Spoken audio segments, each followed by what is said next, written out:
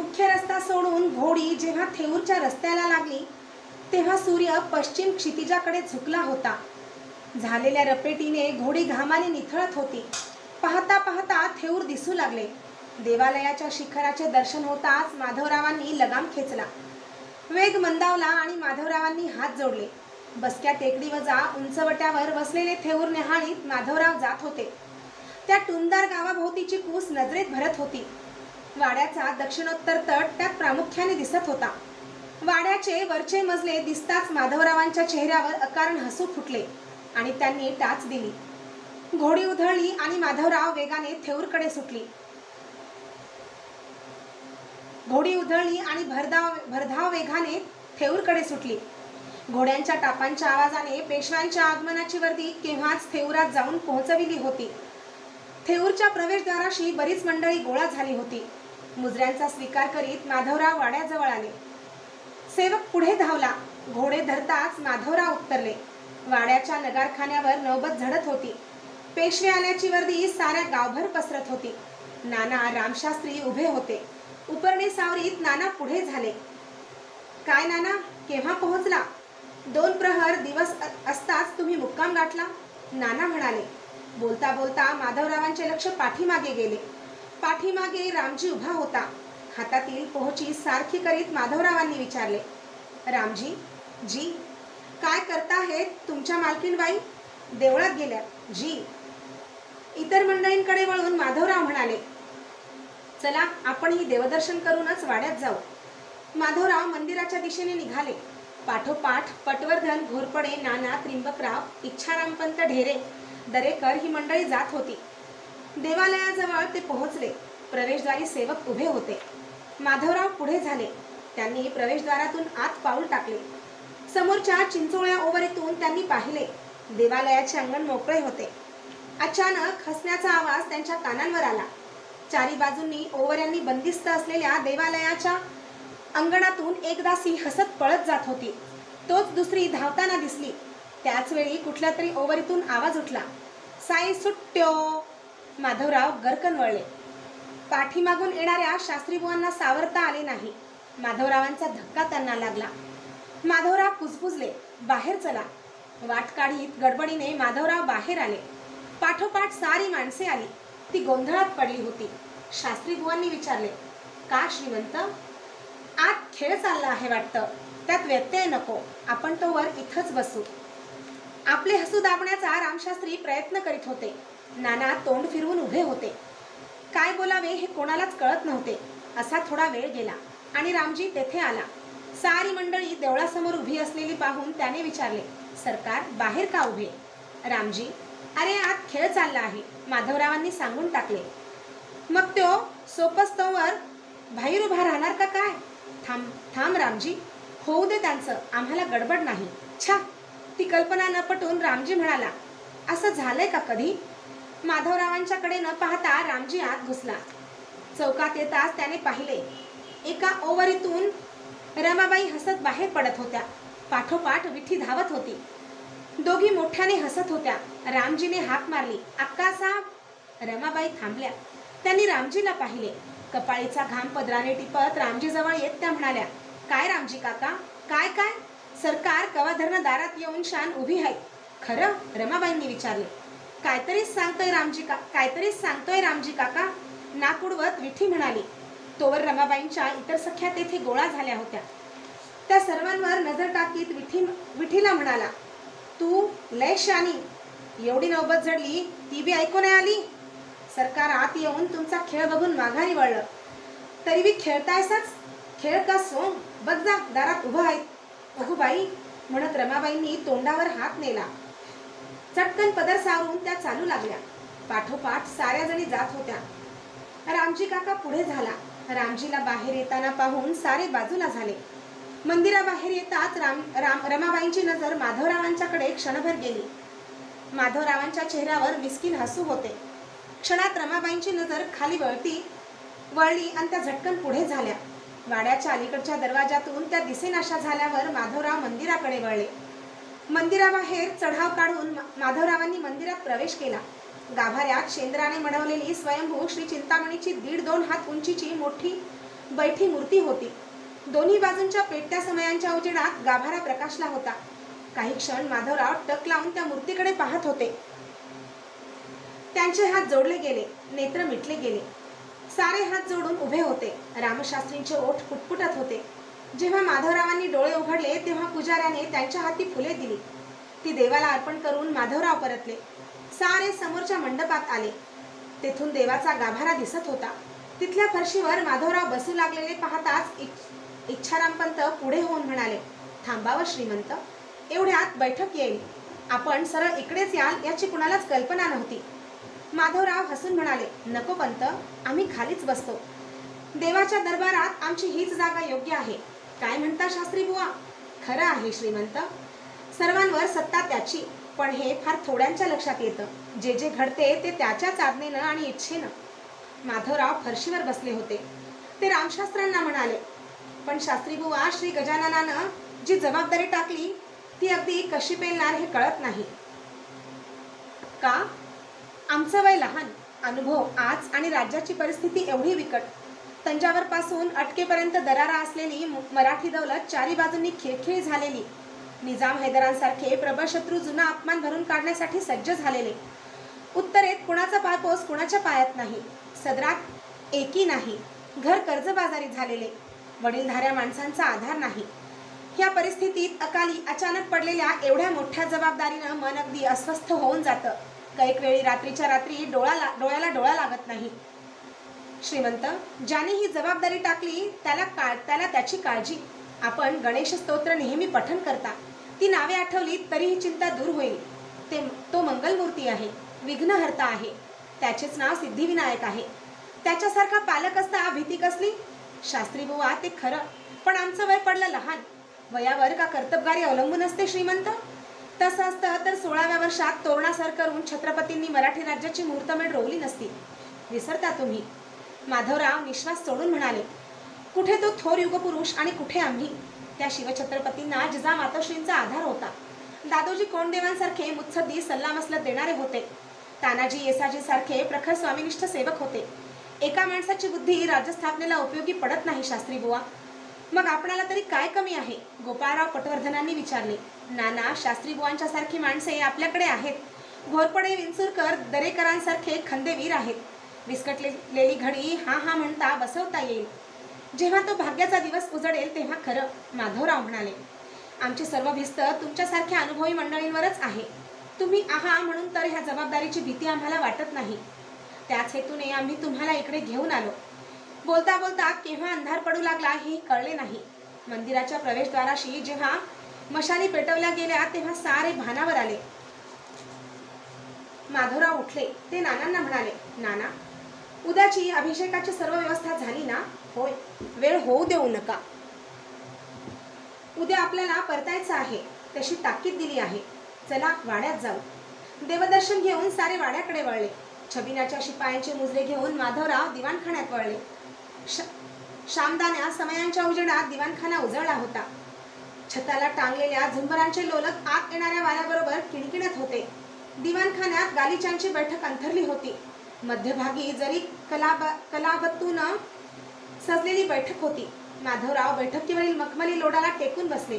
त्यांच्या आज्ञेने सारे स्थानापन्न झाले आणि पाहता पाहता बैठक जुन्या नव्या आठवणींनी रंगली. ती थेट भोजनाची वर्दी येईपर्यंत. भोजन आटोपून माधवराव जेव्हा परत दिवाणखान्यात आले तेव्हा चंद्र उगवला होता. माधवराव एकटेच दिवाणखान्यात उभे होते. महिरपी खिडकीतून दिसणारा चंद्रोदय ते पाहत होते. चंद्रप्रकाशात नदीपर्यंतचा मुलूक डोळ्यांना भरत होता. सर्वत्र निस्तब्ध शांतता वावरत होती. सारे वातावरण गूढ बनून गेले होते. पडद्याच्या झालेल्या सहसळीने ते भानावर आले. माधवरावांनी चमकून मागे पाहिले. विड्यांचे तबक हाती घेऊन रमाबाई उभ्या होत्या. या ना, माधवराव वळत म्हणाले. रमाबाई आत आल्या. पुढे केलेल्या तबकातील विडा माधवरावांनी हाती घेतला व ते म्हणाले, आम्ही क्षमा मागायला हवी. का? आमच्या अकस्मात येण्यानं आपल्या खेळाचा विरस झाला ना? मला वाटतं. रमाबाई थांबल्या. काय वाटतं? बोला ना. मला वाटलं इकडून रागावणं झालं असेल. कशासाठी? आम्ही खेळत होतो म्हणून. माधवराव हसले. हसता हसता गंभीर झाले. ते म्हणाले, हेच आपले खेळण्याचे बागडण्याचे दिवस. ते आपल्याला मिळत नाहीत हा आमचा दोष. रमाबाई गोंधळून माधवरावांच्याकडे पाहत होत्या. क्षणभर रमाबाईंना निरखीत माधवराव एकदम विषय बदलीत म्हणाले, खरंच तुम्हा मुलींची जात फार निराळी. आमच्या काही ध्यानी येत नाही. प्रश्नार्थक मुद्रेने रमाबाईंनी माधवरावांच्याकडे पाहिले. माधवराव हसून म्हणाले, आता पहा ना, काल परवापर्यंत परकरात वावरणाऱ्या तुम्ही अकाली शालू नेसण्याचा प्रसंग येताच केवढ्या गंभीर व पोक्त दिसू लागला. विचार करू लागला. चला काहीतरीच. महालाच्या दरवाजापाशी कोणीतरी उभे होते. कोण? माधवरावांनी विचारले. मी विठीजी. विठी आत आली. का आलीस? मामी साहेबांनी बोलावलंय जी. कोणाला? मला? माधवरावांनी विचारले. रमाबाई खुदकन हसल्या. माधवराव शरमले. विठू हसू दाबीत म्हणाली, बाई साहेबांना. त्या म्हणाल्या, उद्या लवकरच उठायचंय, रात्र फार झाली. हो ठीक आहे, जा तुम्ही. रमाबाई जाताच माधवरावांनी हाक मारली. कोण आहे बाहेर? जी म्हणत श्रीपती आत आला. खाली सदरेवर मंडळी आहेत का? जी आहेत. त्यांना वर पाठवून दे आणि तू दाराशी उभा राहा. कोणाला आत फिरकू देऊ नको.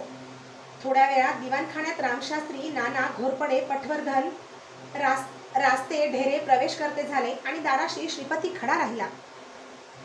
मध्यरात्र उलटून गेल्यानंतर सारे दिवाणखान्याच्या बाहेर पडले. माधवराव शय्यागृहाकडे जात होते. श्रीपती त्यांच्या मागोमाग जात होता. वाड्यात सामसूम होती. मधला चौक चांदण्यात न्हावून निघाला होता. शय्यागृहाच्या पूर्वाभिमुख महिरपी खिडकीतून माधवराव दक्षिणेच्या इमारतीकडे पाहत होते. नकळत त्यांच्या तोंडातून निश्वास बाहेर पडला आणि ते पलंगाकडे वळले. पहाटे स्नानसंध्या आटोपून माधवराव जेव्हा आपल्या महाली आले तेव्हा रमाबाई तेथे हजर होत्या. माधवरावांच्या मस्तकावरील पगडी, अंगातील चुणीदार अस्तनांचा अंगरखा, पायातील तंग सुरवार पाहून रमाबाई चकित झाल्या. माधवरावांच्या कपाळीचा केशरी गंधाखालील कस्तुरीचा टिळा निरखित असलेल्या रमाबाईंना माधवरावांनी विचारले, काय पाहता? बाहेर जाणं होणार आहे ना? हो, श्रींच्या दर्शनाला जाणार आहोत. येणार का? मी जाऊन आले. मामी साहेब व मी मिळूनच गेलो होतो. नशीबवान आहेत मामी साहेब. आम्हाला ते भाग्य लाभेल का? कसलं? अजाणतेपणी रमाबाईंनी विचारले. आपल्या सोबतीचं? चला काहीतरीच आपलं. आपली आज्ञा असेल तर. आपल्याला आज्ञा कोण करणार? ही तर आमची विनंती आहे. रमाबाई खुदकन हसल्या. एवढ्यात आले हा म्हणत त्या लगबगीने बाहेर गेल्या. जेव्हा त्या परत आल्या तेव्हा त्यांच्याबरोबर रामजी होता. सरकार, आणखीन कोणाला बरोबर घ्यायचं? रामजीने विचारले. कशाला? जवळच तर जायचंय. एवढ्यात येऊ आम्ही. देवालयाच्या दरवाजाशी रामजी उभा राहिला आणि रमा माधवरावांनी बैठ्या दरवाजातून आत प्रवेश केला. चारी बाजूंच्या ओवऱ्या न्याहाळीत दोघे जात होते. देवालयात दोघे उभे राहिले. पुजाऱ्याने दिलेली फुले, हळद कुंकू देवाला वाहून झाल्यावर तीर्थ घेऊन माधवराव माघारी वळले. गाभाऱ्यातला पुजारीही लगबगीने बाहेर गेला. देवाच्या सभामंडपात रमा माधवराव उभे होते. माधवरावांनी विचारले, तुम्हाला ही जागा आवडते ना? मी काय पहिल्यांदा आले इथं? आज अभिषेक आहे. संध्याकाळी परतायचं आहे. नाहीतर आपण नदीकाठावर गेलो असतो. पुन्हा केव्हा तरी जरूर जाऊ. आपल्याला आवडेल ते ठिकाण. ती जागा फार सुंदर आहे. प्रशस्त घाट आहे. या घाटावर जरा वरच्या बाजूला जाऊन उभं राहिलं व पाहिलं की काळ्या पत्थरांनी रेखत गेलेला नदीकाठ डोळ्यात भरतो. नदीच्या पात्रावरून वाऱ्याबरोबर सळसळत येणाऱ्या लाटा मनाचे तरंग उठवतात. नदीच्या दोन्ही बाजूंना पसरलेले विस्तीर्ण मळे आणि वरचे निळेभोर आकाश मनाला भुरळ घालते. ती जागा मला फार आवडते. आपल्यालाही ते ठिकाण आवडेल. जेव्हा सवड होईल तेव्हा जरूर मी तुम्हाला त्या ठिकाणी घेऊन जाईल. रमाबाई काही बोलल्या नाहीत. त्या माधवरावांच्या चेहऱ्याकडे पाहत होत्या.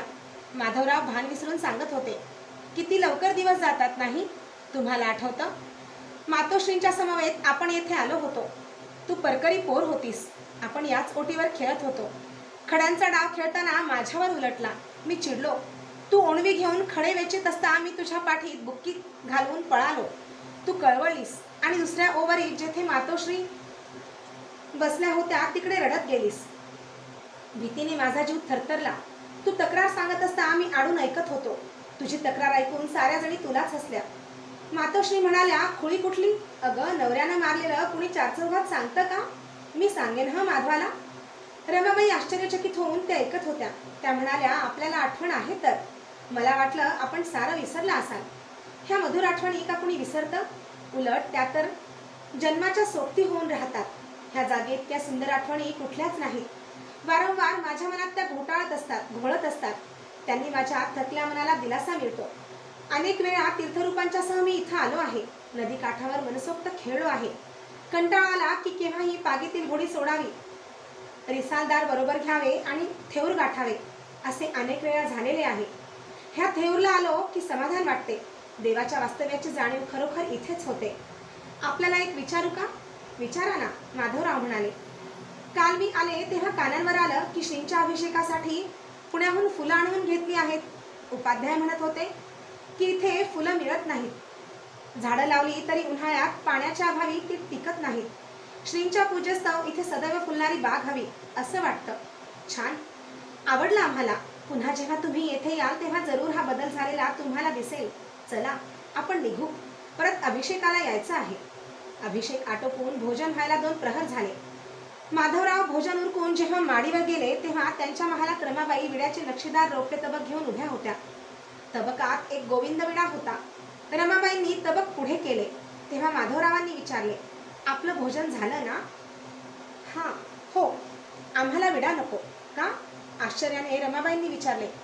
आम्ही नेहमी पाहतो आपण एकच विडा आणता. एकट्याने विडा खाण्यात काय रंगत? मी खाईन की नंतर? नंतर ते चालायचं नाही. आपण विडा घेऊन आलात तर आम्ही विडा स्वीकारू. घ्यावा ना, असं काय करायचं ते? आर्जवाने रमाबाई म्हणाल्या. विडा घेऊन या. रमाबाई वळल्या आणि गडबडीने खाली गेल्या. माधवरावांच्या चेहऱ्यावर मिस्कीन हसू होते. जेव्हा रमाबाई परत आल्या तेव्हा तबकात 2 विडे दिसत होते. माधवरावांनी एक विडा उचलला आणि ते म्हणाले, घ्या ना. लाजत रमाबाईंनी विडा घेतला. निघायची तयारी झाली ना? माधवरावांनी विचारले. हो, रमाबाई कशाबशा म्हणाल्या. पाहता पाहता रमाबाईचे नाजूक ओठ रंगले. माधवराव म्हणाले, अरे वा, विडा रंगला तर मग विडा रंगतोच, आपलाही रंगला आहे. विडा उगीच रंगत नाही. डोळे मिचकावीत माधवराव म्हणाले, म्हणजे? मी नाही समजले. तुम्हाला माहीत नाही? विडा रंगणे हा संकेत आहे. पती पत्नींच्या उभयतांवरील प्रेमाखेरीज विडा रंगत नाही असं म्हणतात. काहीतरीच तुमचं. का पटत नाही? बोल ना. क्षणभर रमाबाईंनी माधवरावांना न्याहाळले आणि त्या म्हणाल्या, ते समजायला का विडा रंगावा लागतो? माधवरावांनी त्या वाक्याबरोबर चमकून वर पाहिले. रमाबाई कावऱ्या बावऱ्या झाल्या. माधवरावांची नजर चुकवीत गडबडीने त्यांनी चटकन तबक उचलले आणि त्या वळल्या. माधवरावांनी हाक मारली, अहो, पण ती हाक ऐकायला त्या थांबल्याच नाहीत. गडबडीने त्या जिना उतरून गेल्या देखील. भरभर पायऱ्या उतरून त्या जिन्याच्या तळाशी आल्या. तेथे मैना उभी होती. रमाबाईंची छाती धडधडत होती. सारा चेहरा घामेजला होता. मैनेच्या लक्षात आले. तिने विचारले, काय झालं अक्का सांग. तिच्या हातात तबक देत रमाबाई म्हणाल्या, गप्प बैस, काही बोलू नको, चहाटाळ कुठली. आणि एवढे बोलून त्या चालू लागल्या. मैना रमाबाईच्या पाठमोऱ्या आकृतीकडे आश्चर्याने पाहत होती. सायंकाळी उन्हे कलल्यावर माधवराव वाड्याबाहेर पडले. देवदर्शन आटोपून ते बाहेर आले. गावचे पाटील वगैरे अधिकारी मंडळी बाहेर दारात उभी होती. माधवराव पाटलांना म्हणाले, पाटील, चिंतामणीच्या पूजेसाठी इथं भरपूर फुलं मिळत नाहीत असं आम्ही ऐकतो. तरी चालू पावसाळ्यात पुण्याहून सरकारीतून फुलझाडे आणून घ्या. उन्हाळ्यात नदीहून पाणी आणण्यासाठी स्वतंत्र माणसांची नेमणूक बागेवर करा. आम्ही पुन्हा येऊ तेव्हा वाड्यात व मंदिराच्या आवारात बाग झालेली आम्हाला दिसावी. जी हुजूर, पाटील म्हणाले. मी पुण्याला जाताच येथल्या बागेची व्यवस्था करीत आहे. येतो आम्ही. वाड्यासमोर सारी मंडळी स्वार झाली. घोडी चालू लागली. उजव्या बाजूला घोरपडे होते. डाव्या बाजूला गोपाळराव पटवर्धन होते. गोपाळराव म्हणाले, लवकर जायला हवं, नाहीतर पुणे गाठायला रात्र होईल श्रीमंत. गोपाळराव, का कोणास ठाऊक, पण थेऊर सोडताना मन खिन्न होऊन जातं. आम्ही चिंचवडलाही अनेक वेळा गेलो, पण तेथे हा अनुभव आला नाही. या जागेची ओढ काही निराळीच आहे. काही जागा मनाला विलक्षण ओढ लावतात. एव्हाना घोडी गावाबाहेर आली होती. माळावरून दूरवर गेलेला नागमोडी रस्ता दिसत होता. सायंकाळची वेळ होती. वातावरण प्रसन्न होते. डाव्या हाताला उभ्या असलेल्या डोंगर शाखा निळसर रंग घेऊन उभ्या होत्या. त्या डोंगर शाखांच्या पायथ्यापर्यंत पसरलेला तुरळक झाडांनी सजलेला विस्तृत मुलूख माधवरावांनी एकवार न्याहाळला आणि घोड्याला टाच दिली. घोडी उधळली आणि पाहता पाहता धुराळ्याचे लोट उधळीत भरधाव वेगाने घोडी पुण्याची वाट कापू लागली. दिवसपाळीचे छबिनाचे शिपाई दिल्ली दरवाजाजवळ हजर झाले. दिल्ली दरवाजातून माणसांची वर्दळ, सेवकांची धावपळ चालू होती. दरवाजाच्या उजव्या बाजूला मोत्तद्दारांनी धरून ठेवलेली 3-4 घोडी पाहिल्यावर कुणीतरी खासे सरदार आल्याची जाणीव होत होती. त्याच वेळी वाड्यासमोरील रस्त्याने पालखी येताना नजरेस पडली. पालखी पाहताच वर्दीकरी घाईघाईने वाड्यात शिरला आणि थोड्याच वेळात दुपेटा सावरीत नाना फडणवीसांची किडकिडीत पगडी धारण केलेली मूर्ती दिल्ली दरवाजात आली. वाड्यासमोर पालखी उभी राहताच रामशास्त्री पालखीतून उतरले. नाना फडणवीसांनी केलेल्या अभिवादनाचा स्वीकार करून ते त्यांच्यासह वाड्यात प्रविष्ट झाले. चालताना रामशास्त्री म्हणाले, नाना, आज तरी श्रीमंतांची भेट होईल ना? रामशास्त्री बुवा, आपल्या आधीच गोपाळराव पटवर्धन आले आहेत, पण अद्याप श्रीमंत देवघरातून बाहेर आलेले नाहीत. नाना म्हणाले, श्रीमंतांचं पूजेकडे बरंच लक्ष दिसतं. रामशास्त्री म्हणाले, हो ना, श्रीमंतांच्यावर कसलाही प्रसंग आला तरी ते नित्याची पूजा वाचन झाल्याखेरीज कोणत्याही कामाला हात घालीत नाहीत. असं? रामशास्त्री मान डोलावून म्हणाले. त्याच वेळी एक सेवक आत धावत आला. नाना फडणवीसांच्या कानाशी तो काहीतरी म्हणाला. मी आलोच एवढ्यात. त्यांनी सेवकाची पाठवणी केली आणि रामशास्त्र्यांकडे वळून म्हणाले, शास्त्री बुवा, आपण खाशा सदरेत बसावं. तेथे पटवर्धन आहेत. तोवर मी तुळशीपत्रे का आली नाहीत याची चौकशी करून येतो. कसली तुळशीपत्रे? अनुष्ठान चालू आहे ना. आज समाप्तीचा दिवस. तुळशीपत्रांची कसूर जर श्रीमंतांच्या ध्यानी आली तर ती माफ व्हायची नाही. आणि पाहता पाहता नाना निघून गेले. काही क्षण रामशास्त्री उभे होते. वाड्याच्या दारात कुठून तरी मंत्रघोष ऐकू येत होता. रामशास्त्र्यांनी एक सुस्कारा सोडला आणि त्यांनी खाशा सदरेकडे पावले वळवली. खाशा सदरेत घोरपडे, पटवर्धन वगैरे सरदार हास्य विनोद करीत बसले होते. रामशास्त्र्यांना पाहताच सारे चुपचाप राहिले. रामशास्त्र्यांनी सदरेत प्रवेश केला. गोपाळराव पटवर्धन गडबडीने उठून समोर आले. त्यांना रामशास्त्री म्हणाले, गोपाळराव, आपण आज जाणार ना? हो ना, पण श्रीमंतांची गाठ घेतल्याखेरीज जाणार कसा? तेही खरंच. आम्ही त्यामुळेच 2 दिवस पुण्यात अडकून राहिलो. घोरपडे म्हणाले. एका कडेला बसून ऐकणारे गंगोबा तात्या खुदकन हसले. साऱ्यांचे लक्ष तिकडे गेले. गंगोबा तात्या म्हणजे दरबाराची जुनी आसामी, वयस्क आणि राघोबा दादांच्या मर्जीतली. का तात्या, हसलात का? अहो, हसू नको तर रडू काय? नंदी भेटला तर महादेव भेटत नाही आणि महादेव भेटला तर नंदीची गाठ पडत नाही, असं झालंय. बरं, एकाचं दर्शन घेऊन पुरं होत नाही. शिंची ती एक भानगड आहे. आम्ही नाही समजलो. घोरपडे म्हणाले. अहो, त्यात समजायचंय काय? दादासाहेब भेटले तर रावसाहेब भेटत नाहीत आणि दोघे भेटल्याखेरीज परवानगी मिळत नाही. खिक खिक खिक खिक. गंगोबा हसले. सारे त्यात सामील झाले. रामशास्त्री अकारण उपरणे झटकून उभे राहिले. सारे स्तब्ध झाले.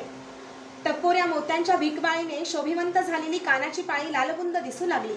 कपाळीचा गंधाचा पट्टा आठांनी आकुंचित झाला.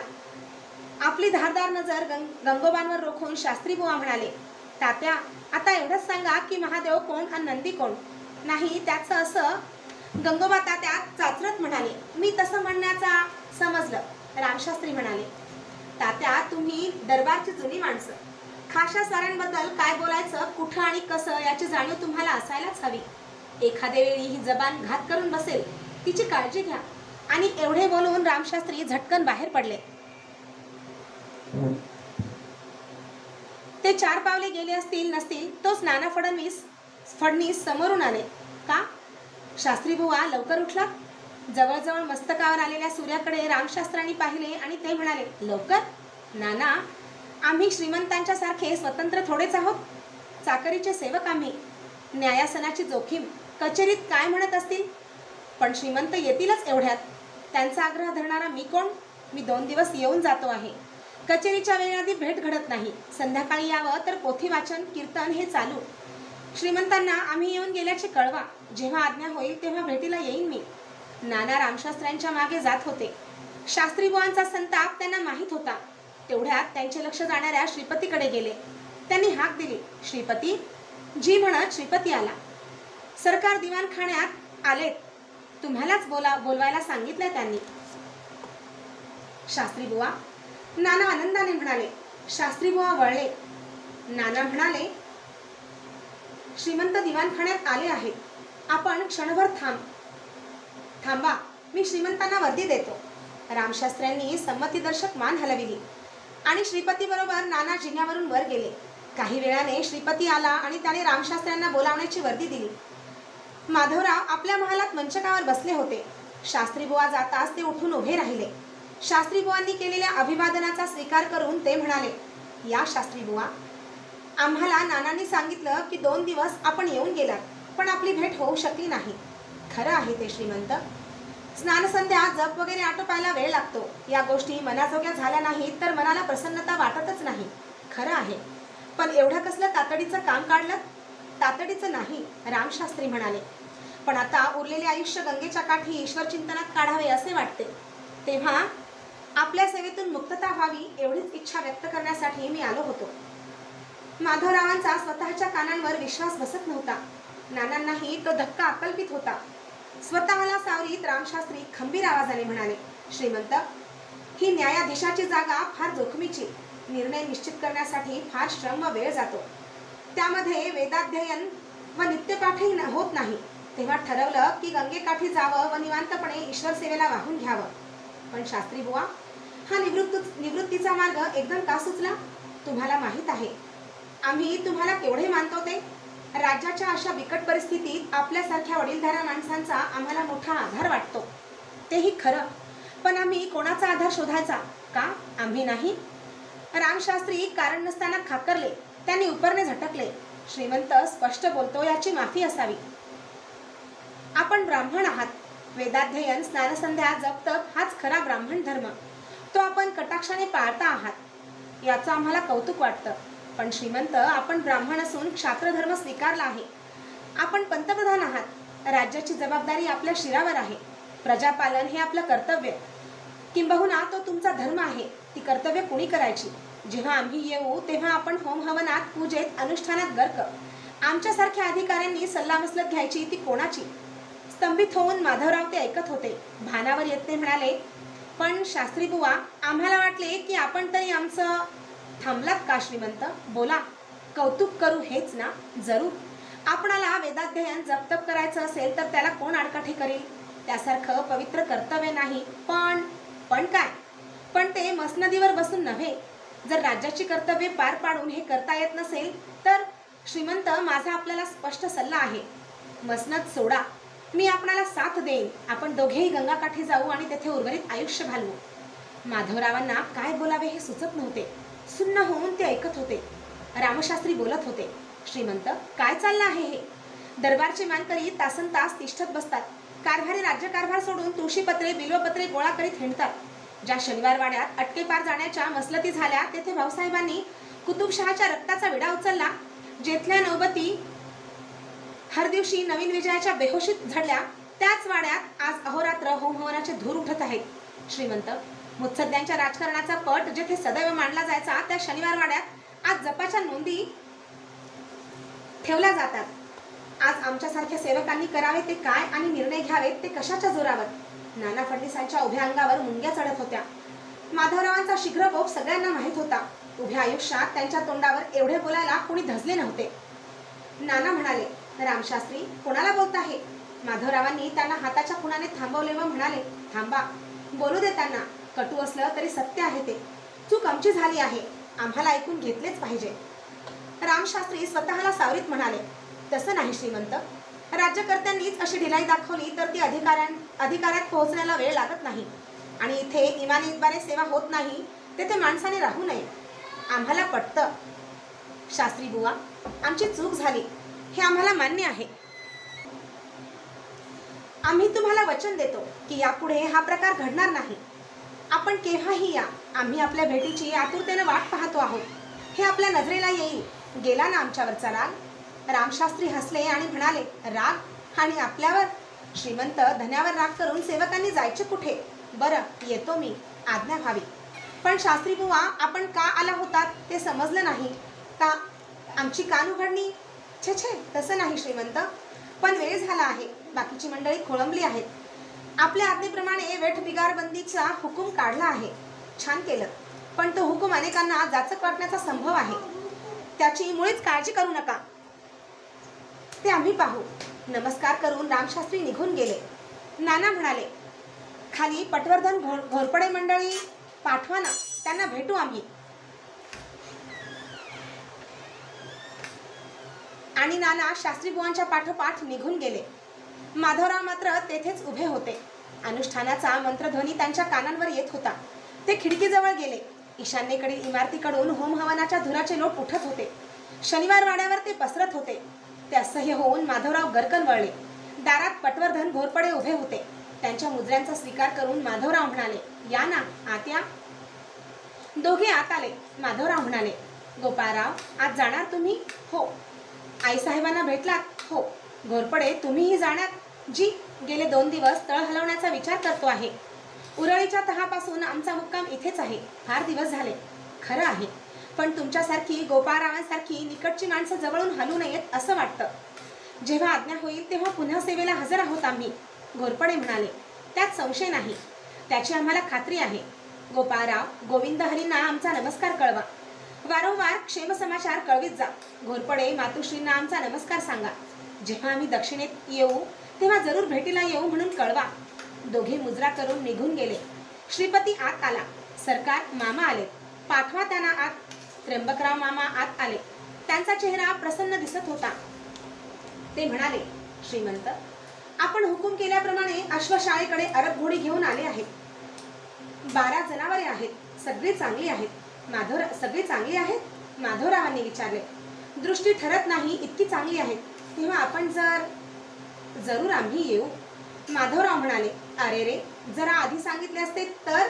का, काय झालं? घोरपडे तुमच्या पुढेच गेले. त्यांनाही घोडे दाखविली असती. त्यांना घोड्यांची चांगली पारख आहे. तेव्हा मामा, तुम्ही असे करा, तुम्ही घोरपड्यांना पागेकडे यायला वर्दी देण्यासाठी कोणाला तरी पाठवा व नानांनाही बरोबर यायला सांगा. ते सौदा करतील. मी एवढ्यात पोशाख करून खाली येतो. जशी आज्ञा. म्हणून मामा महाला बाहेर पडले.